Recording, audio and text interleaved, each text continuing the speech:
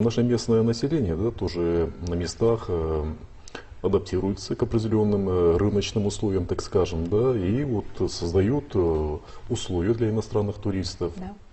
Да, так и есть. Действительно, местный туризм чем хорош, он предоставляет рабочие места и затрагивает сразу несколько сфер экономики, вот, мультипликативный эффект имеет, и поэтому он чем хорош, что семья, да, проживающая там где-то в отдаленном районе, она может заниматься туризмом, в том числе и встречать туристов у себя, что и продвигается последние года, развивается у нас в стране. Поэтому туризм, он дает очень мультипликативный эффект и дает, да, прям очень много возможностей для того, чтобы экономика наша развивалась. Имеется в виду, что туризм как бы, ну, непрямую